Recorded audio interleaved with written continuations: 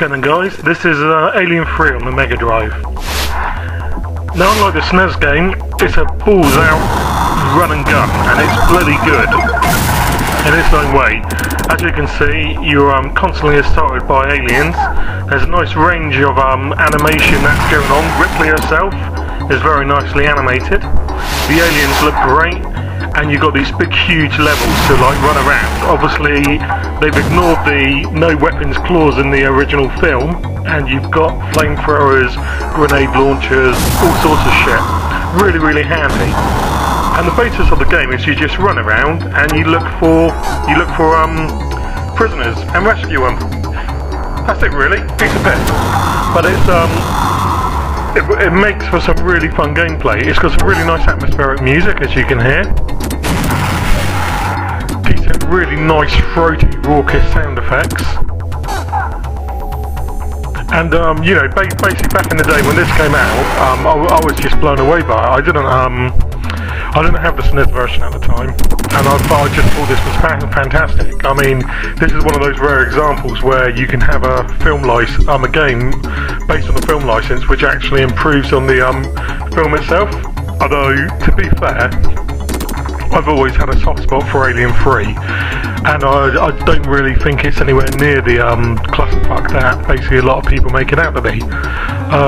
I guess a lot of that is just basically, you know, that's what happens when you've got a big massive license, a first time director, and you don't really want him to do anything. As you can see, you can activate gates to get to other prisoners. Certain aliens will obviously lay in wait for you, and it's quite a tricky little game, but it is very good fun. You've obviously got a set amount of lives to complete each stage, and I'm pretty sure there's an alien queen later on, although I don't think I've ever been good enough to get to her. Alien 3 is a really tough blaster. Far tougher than a lot of other games that I've played on the Mega Drive, and it's quite interesting actually, because I put this up because there's a thread on a good website I go to called NTSC UK, and they were talking about how certain basically Japanese games are better than Western games. You know, not all of them agreed with that, but because it's obviously an import forum, a lot of them do hold that opinion. And you know, titles like this prove that that's not the case. Alright, so it may not have the inventiveness of, say, Gunstar Heroes, but it's nice and fast. The action is frenetic and furious. You know, what more could you ask for? Again, apologies about for the mic. I am looking into basically getting a new one, but until I can afford like a £50–60 mic, I can't really justify it.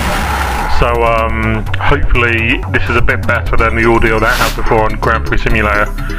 As you can see, I'm going around in circles at the moment. I've got absolutely no idea where I'm going. Like I said, it's been a very long time since I've played this. I do believe it's also out on the Master System, although it's not up to the quality of this. But you know, basically, if you haven't got a Mega Drive, if you haven't got a SNES, and you do like your shooters, then you know, I highly recommend this. Now, interestingly, if you have got access to a SNES, then I'd probably I don't know actually. No, I would recommend this, because as you're going to see in a minute, they are completely different games. This is basically a balls out run and gun. Alien 3 in the SNES is a completely different beast, even though it's made by I'm pretty sure it's by the same developers. It could have been more different, but you're going to see that in a moment. So here we are now over to Alien 3 on the SNES. Now this is completely different, and it's really bloody good. I mean, for a start, the graphics are phenomenal.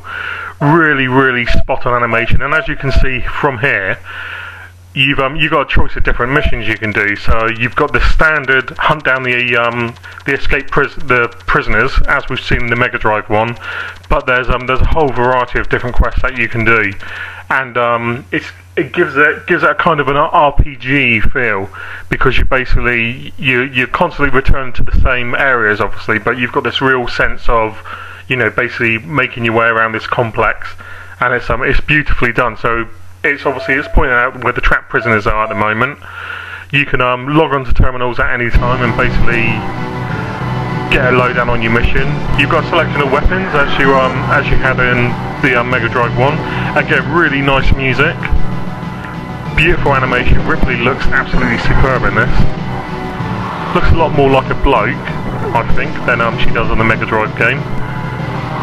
But it's really, really well done.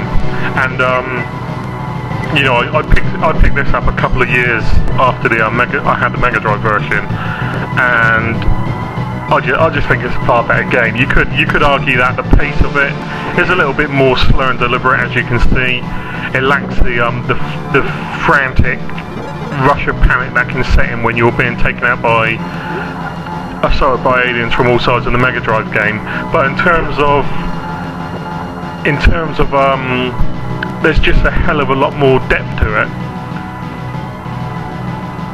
Face-ups look really nice, as you can see. There's a couple along the bottom. Again, absolutely fantastic graphics, really nice audio.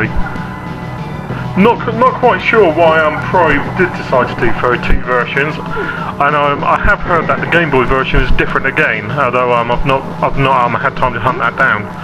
But you know, it's really nice to see. Maybe we could consider doing a making of this in the magazine, and hopefully getting a few answers. I'm obviously just trying to work out how to do the door there.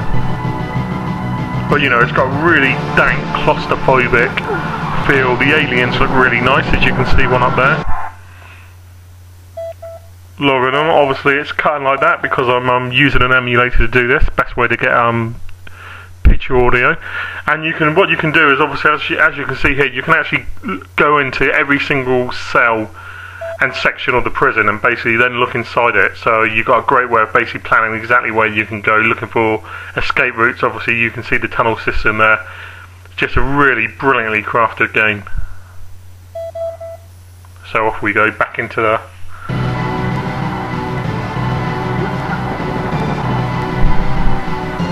So again, some people love the exploration aspect of Alien 3 on the SNES. A lot of people found that it wasn't quite as arcadey as the Mega Drive 1, and you know, obviously it isn't. It's a completely different style of game. But in terms of overall polish, and you know, I don't really care about keeping faithful to the film, because you know, both of them basically bugger that up as soon as you pretty much start a machine gun an alien in the face. But you know, in terms of just being a great game, I just think that the SNES version has just got the edge. It's just really, really, really nice.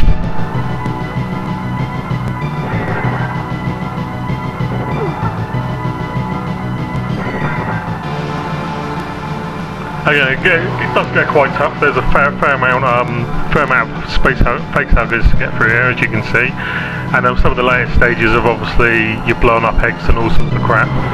But you know, basically, if you do like the Alien franchise, and there have been some pretty good games, to be honest. These two are definitely worth checking out. And again, I just find it really, really interesting how you can have, you know, 2 titles which couldn't really be more different in terms of their execution.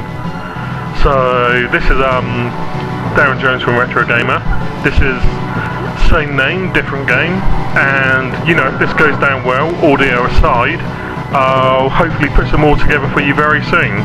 Obviously, you know, keep on telling me what sort of things you want to see on the mag, on the channel, sorry, and we'll get it happening. Bye then.